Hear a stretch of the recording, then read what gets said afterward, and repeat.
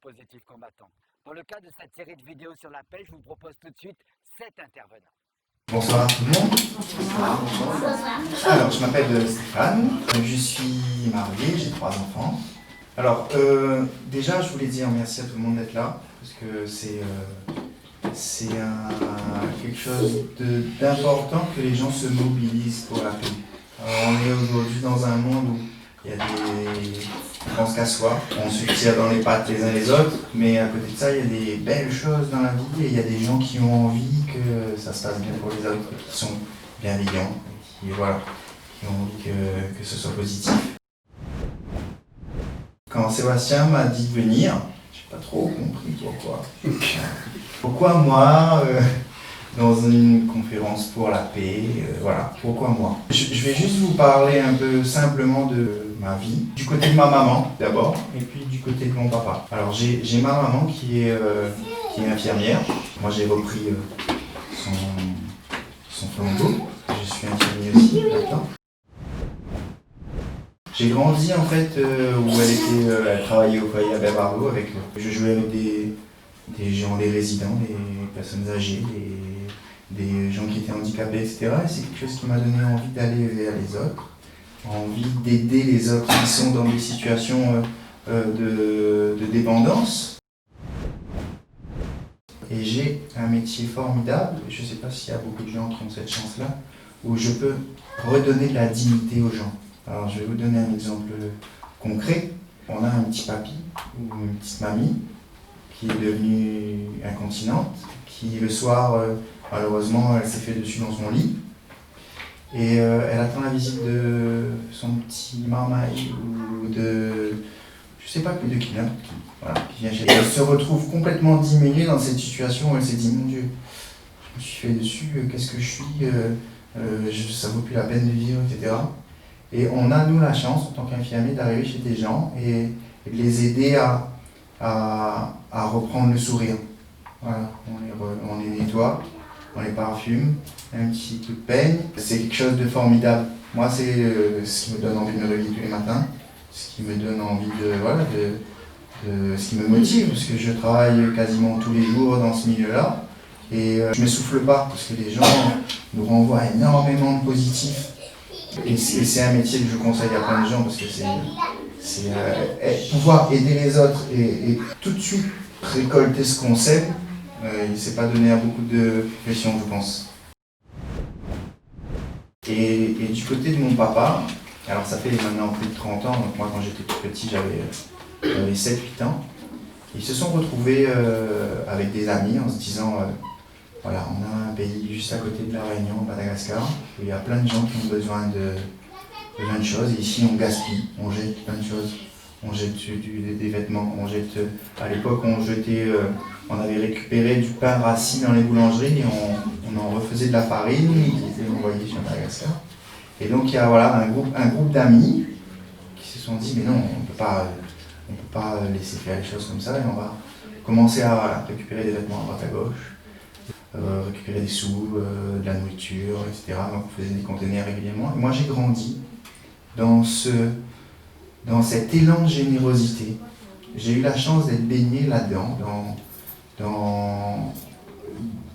dans un environnement tourné vers les autres, où on avait envie que l'autre soit bien, qu'on n'acceptait pas la souffrance de l'autre en face, que ce soit physique par le métier de ma maman, ou que ce soit plus... je ne sais pas si on peut dire social, ou même il y a de la déchéance humaine à Madagascar par exemple, où les gens meurent dans la rue, les enfants qui meurent dès la naissance, qui n'ont pas à manger, etc. Et j'ai eu la chance de grandir dans ce milieu-là. Aujourd'hui, je me dis que c'est tellement important d'être bien, nous déjà, et d'être bien les gens qu'on aime, et puis les gens qu'on côtoie, et les gens qu'on voit. Il faut essayer de donner, mais de donner pour se faire du bien en fait. Alors moi j'ai mon expérience, maintenant j'ai repris le relais de l'association de mon papa, donc je l'ai eu du coup un peu en héritage depuis son décès. J'ai cette chance d'avoir un outil qui est l'association Partage avec Madagascar, qui nous aide à aider des gens, des enfants. On travaille avec le Père Pedro surtout. Et c'est quelque chose qui me fait du bien.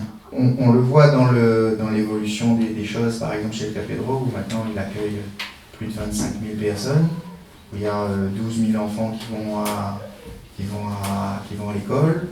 Il y a de l'espoir qui renaît dans les yeux des enfants. Et on se dit, ben voilà, on a fait des choses, on a récupéré des sous, on a envoyé des containers, etc. Et on a réussi à faire du bien aux gens. Et c'est quelque chose d'hyper satisfaisant déjà pour nous. Quand on revient sur le thème de la paix, quand on a en tête le bien-être de la personne qui est en face, on a plus envie de le prendre dans le bras et de l'aider plutôt que lui donner un croche-pied pour qu'il continue de tomber. Maintenant, moi, mon plus gros challenge, c'est le retransmettre à mes enfants, par exemple. C'est parfois pas facile, j'ai 2 garçons qui se chamaillent souvent pas de bêtises d'ailleurs. Mais on essaye toujours d'essayer de faire que qu'il y ait une espèce de je sais pas, c'est un peu normal, ce chamaille je pense, mais qu'il y ait une espèce de stabilité dans la famille quand même. Et puis qu'on donne des points de comparaison, on va dire, entre ce qu'ils vivent ici et ce pourquoi ils râlent, on va dire, pour un téléphone qui marche peut-être pas comme il faut, alors que à Madagascar ils n'ont pas des vêtements à se mettre sur le dos, qu'ils n'ont pas à manger, etc. Voilà, ça remet souvent les choses en place.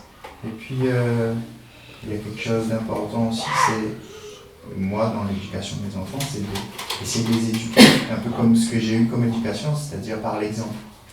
Essayer de faire de façon à ce qu'ils fassent comme moi ou comme voilà. Après c'est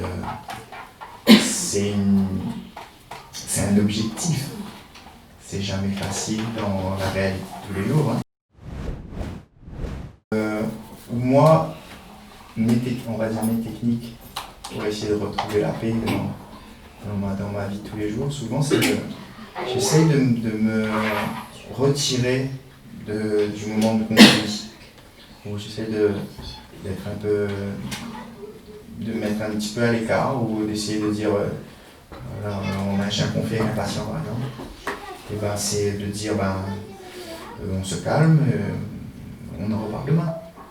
Et souvent le fait de revenir le lendemain, d'avoir réussi à cogiter dessus en se disant,